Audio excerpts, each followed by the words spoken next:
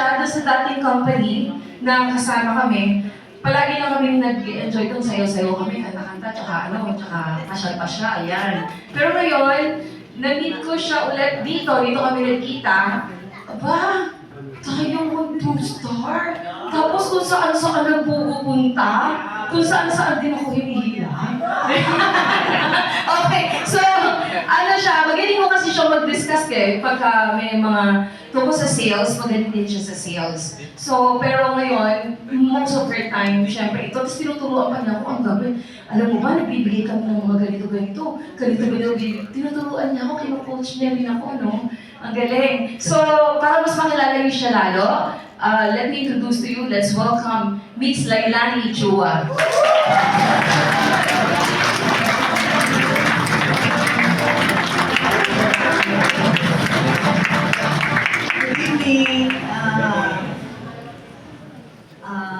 Would like to acknowledge the presence of Agasuses, Sermon, and Miss Karen there. Nagkamali pa ako ng taas kanina ng kamay, pero I will be in Bangkok on April 27. So, to our Tinilit Pavos, na nandito, si Miss Lumagaro, our very own Miss Lani Pedregosa, and Miss Angela Penson, our Diamond 3 stars, 2 stars in the house, and 1 star, our guest, welcome food tonight. And good morning pala. So, syempre po yung testimony ko is, it begins in the family talaga. And actually, introduce ko sa akin ni Miss Willie na my sponsor, BFF, and business partner, sa dami rin ng business po namin. I'm very thankful na kinulit niya ako during the pandemic time. And I met Sermon sa Zoom meeting. And talagang kahit na gano'n ako pag-busy, talagang sinituit niya ng makinig ako. And that pakikinig na yan, nilalakasan ko talaga dun sa buong bahay namin para marinig din ng mga kapatid ko. Kasi alam nila, napakarami kong business na i-introduce sa kanila, nakukulitan na sila sa akin. And dahil nilakasan ko yung nung time na yon, ang nakapakinig ay yung pamangkin kong 11 years old. So meron doon na, actually ang purpose ko talaga, kaya ako nakinig, is to test the product para sa akin, bago ko introduce sa mga kapatid ko. Kasi kailangan ako muna. Kasi mahirap yung sila yung ginagawa kong ginipig. Mahirap yun. So, nung nilakasan ko, biglang dumaan sa room ng nanay ko dahil nandun ako sa Aklan that time. How I wish nga na nabutan ng nanay ko ito. So, na-introduce sa akin, namatay ang nanay ko September. In-introduce ni Miss Villain, October. So, pinakinggan ko po yun. And nung dumaan siya, narinig niya yung isang testimony for the asthmatic person. Bigla siyang pumunta sa akin. That time, pwede po natin makita, si Mikan is my niece. Asthmatic siya, 6 months. 6 months old lang, until 11 years old. So yun yung time na during pandemic, siya yung katabi ko dun sa room ng nanay ko. Kasi maliit siya. So pinakamaliit siya dun sa lahat ng pamangkin ko, matatangkad yung pamangkin ko, except Mikan.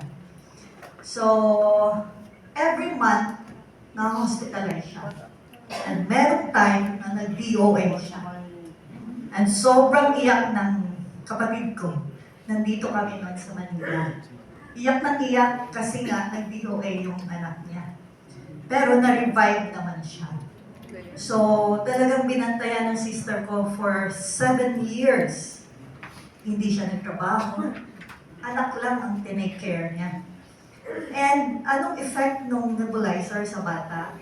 Mainitin ang ulo. Killjoy lagi doon sa mga lakad namin. Tuwing uuwi kami ng Aklan.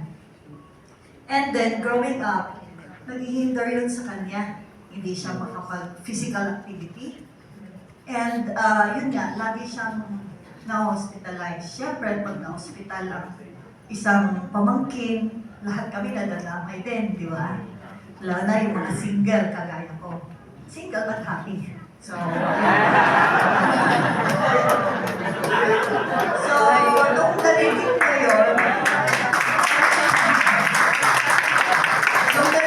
po yun sa Zoom, bigla siyang lumapit, tumabi sa akin. Tapos nakinig ng Zoom meeting. And after that Zoom meeting, in-approach niya ako. Tita, pwede ba ako dyan? Pwede ba ako uminom niyan? Huh? Sabi ko, sigurado ba, mahal ito? Sabi ko, ganun sa kanya. Pero, sige, paiinumin kita sa isang kondisyon. Pwede ka bang mag-testimony kapag umukit ka? Kaya yun po yung sa Zoom, na first time nag-testify kami during that pandemic time. Kasi nung nag-take po siya, parang first battle, nakakapaglaro na siya ng basketball. Second battle, parang in-attempt niya po na bike. And then, ayan po siya. Ito lang siya. Ito ang mama ko. And brother and sister niya. Yung sister ko, yung mama niya. And then, ano po, ika-fourth battle, sige, pwede po na. Nung ika-fourth battle, nagpabili po siya ng bike. Tinry niya na mag-bike from New Washington to Dumaguete, parang 10 kilometers. And then, sumama na siya sa mga friends. And then, after the 7 battles, sumama siya sa bike run. 42 kilometers per. So without yung nebulizer niya, umokay po siya. Hindi lang yon kasi during the pandemic time, ang daming affected na bata. Nakita ko sa kanya, sobrang siyang depressed. Kasi gusto niyang magmarcha. Dahil graduate po siya ng grade 6 eh. Iyak siya ng iyak. Bakit may pandemic? Bakit hindi ako nang-marcha? Puro bakit? Tapos, lahat pati yung modular learning, kinu-question niya, bakit ba may ganito? Bakit pa ganun? Bakit hindi ako makalabas lahat na ganun? So nakita talaga namin how depressed he was during that time. And then, because of the fourth year, during pandemic time, lahat po kami sumasagot ng assignment niya. Pero nung lumuwas na po ako ng Manila, kasi nandito ang work ko, laging brownout sa Aklan, walang wifi, nadidepress din ako doon dahil hindi ako maka-work. Dahil as a software programmer, I need to deliver yung programs ko sa client. So, nakita ko ang transformation niya. Hindi na siya nagko-call tita, call pinsan kapag may mga assignment, may exam. Kasi sabi niya, Ma, kaya ko na ito. I can do this. And then sumali siya.